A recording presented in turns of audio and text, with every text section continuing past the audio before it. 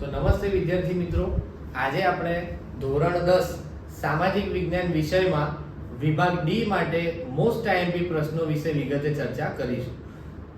તો સૌપ્રથમ ધોરણ 10 સામાજિક વિજ્ઞાન વિભાગ ડી માં તમારે ટોટલ 4 ચેપ્ટર કરવાના રહેશે. ચેપ્ટર 5, ચેપ્ટર નંબર 10, ચેપ્ટર 17 અને ચેપ્ટર 21. આ 4 ચેપ્ટરમાંથી કુલ વિભાગ ડી માં તમને 7 પ્રશ્નો આપેલા હશે. એ 7 પ્રશ્નોમાંથી તમારે કોઈ પણ 4 પ્રશ્નો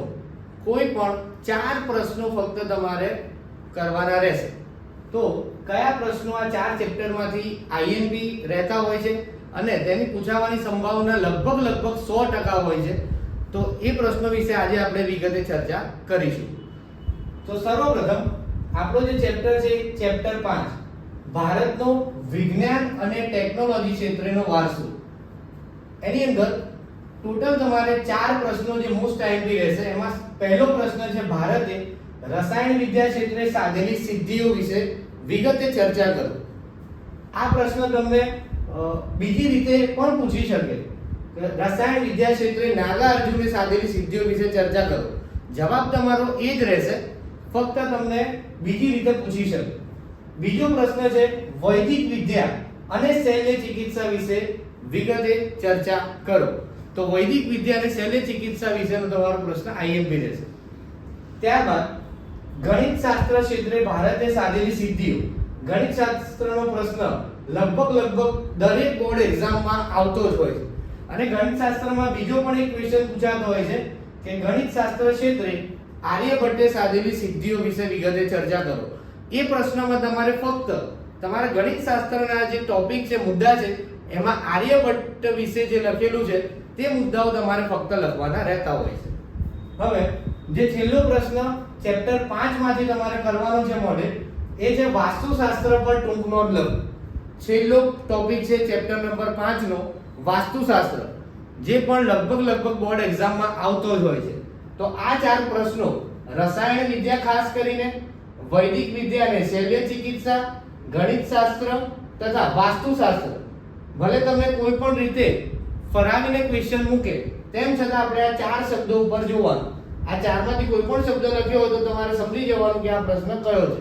અને આ 4 પ્રશ્નો તમારે ચેપ્ટર 5 માંથી આઈએમપી રહેશે. આ 4 પ્રશ્નો જો તમે કરી દેશો તો ચેપ્ટર 5 માંથી તમને લગભગ 2 પ્રશ્નો બોર્ડની એક્ઝામમાં મૂકશે. 2 પ્રશ્નો એટલે તમારા ટોટલ 4 ને 4 8 માર્કના પ્રશ્નો આ ચેપ્ટર 5 માંથી આવી જશે. હવે એના પછીનો જે આપણો ચેપ્ટર છે એ છે ચેપ્ટર નંબર 10, ભારત કૃષિ. આ ચેપ્ટર પણ વિભાગ ડી માટે આઈએમપી છે. તેમાંથી તમારે ટોટલ 4 મુખ્ય પ્રશ્નો જે લગભગ દર વખતે તમારી બોર્ડ એક્ઝામમાં હોય જ છે, તે 4 પ્રશ્નો વિશે આપણે ચર્ચા કરીશું. પહેલો પ્રશ્ન છે કૃષિ એટલે કે ખેતી. ઘણીવાર વિદ્યાર્થીઓ આની અંદર મૂંઝવણમાં મુકાઈ જતા હોય છે કે ખેતીના પ્રકારો, અને એની અંદર જો એવું લખી દે કૃષિના પ્રકારો વિશે વિગતે ચર્ચો, તો ઘણા વિદ્યાર્થીઓ એમ કહે કે આ તો કંઈક અલગ આવી ગયું. પણ અલગ નથી. ખેતી અને કૃષિ બંને એક જ કહેવાય. તો જો તમને કૃષિના પ્રકારો લખે અથવા ખેતીના પ્રકારો લખે, બંને તમારે એક જ સમજવાના છે. ટોટલ ખેતીના પ્રકારો તમને પ્રકરણમાં 6 આપેલા છે. એ 6 પ્રકારનું જો તમે વિગતે ચર્ચા કરીને લખશો તો તમને 4 માંથી 4 માર્ક્સ પૂરા મળશે. તે પછી ઘઉંના પાક માટેના અનુકૂળ સંજોગો. ઘઉંના પાક માટેનો જે ક્વેશ્ચન છે એ પણ બોર્ડની એક્ઝામમાં વારે ઘડીએ પૂછાતો હોય છે. તે પછી ભારતમાં કૃષિ ક્ષેત્રે થયેલા તકનીકી સુધારા અને ભારતમાં કૃષિ ક્ષેત્રે થયેલા સંસ્થાકીય સુધારા માટેનો પ્રશ્ન. આ બંનેમાંથી એક પ્રશ્ન દર એક બોર્ડની એક્ઝામમાં હોય છે. કાં તો તકનીકી એટલે કે ટેકનિકલ સુધારા અથવા સંસ્થાકીય સુધારા. આ બેમાંથી એક પ્રશ્ન બોર્ડ એક્ઝામમાં રહેતો હોય છે. ચેપ્ટર 5 અને ચેપ્ટર 10 પછી જે બીજા 2 ચેપ્ટર વિભાગ ડી માં પૂછાય છે, તેમાં ચેપ્ટર 17 અને ચેપ્ટર 21 રહેશે. ચેપ્ટર 17 ની જો આપણે વાત કરીએ તો આર્થિક સમસ્યાઓ અને પડકારો, ગરીબી અને બેરોજગારી. આ પાઠની અંદરથી પહેલો પ્રશ્ન છે, ગરીબીનો અર્થ આપી ગરીબી રેખા હેઠળ જીવતા લોકોના લક્ષણો જણાવો. આ પ્રશ્નના જવાબમાં તમારે ગરીબીનો અર્થ લખવાનો રહેશે અને ગરીબીનો અર્થ લખ્યા પછી ગરીબી રેખા હેઠળ જીવતા જે લોકોના લક્ષણો છે તે લક્ષણો તમારે લખવાના. તે પછીનો પ્રશ્ન છે ગરીબી ઉદ્ભવવાના કારણો જણાવો. તમારા પાઠની અંદર ગરીબી ઉદ્ભવવાના જે કારણો આપ્યા છે તે કારણોમાંથી કોઈ પણ 8 કારણો તમારે લખવાના રહેશે. તે પછી ગરીબી નિવારણ કાર્યક્રમ અંતર્ગત કોઈ પણ 5 યોજનાના નામ જણાવી નીચે આપેલ યોજના વિશે માહિતી આપો.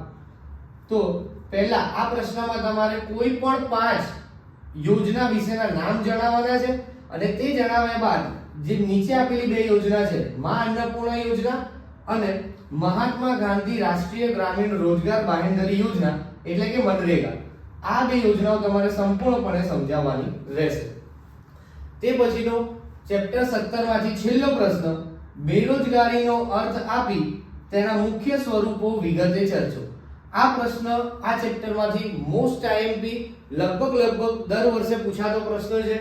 બેરોજગારીનો તમારે સૌથી પહેલા વ્યાખ્યા લખવાની રહેશે આમાં અને તેના પછી તમારે મુખ્ય સ્વરૂપો જે આપેલા છે બેરોજગારીના 6 સ્વરૂપો, એ 6 સ્વરૂપો વિશે તમારે સમજાવવાનું રહેશે.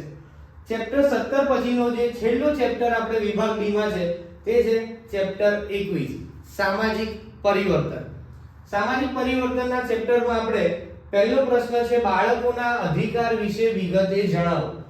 તો જે બાળકોના અધિકારો આપેલા છે તે તમારે લખવાના રહેશે. તે પછીનો બીજો પ્રશ્ન છે બાળ શ્રમિકોની માંગ વિપુલ પ્રમાણમાં હોવાના કારણો આપો. કેમ બાળ શ્રમિકોની માંગ વધારે પડતી જોવા મળે છે તેના કારણો તમારે લખવાના રહેશે. તે પછી બાળ મજૂરી અટકાવવાના ઉપાયો, આ પ્રશ્ન પણ આઈએમપી રહેશે. અને છેલ્લો પ્રશ્ન જે ચેપ્ટર 21 માંથી આઈએમપી છે એ છે ભ્રષ્ટાચારને ડામવાના ઉપાયો જણાવો.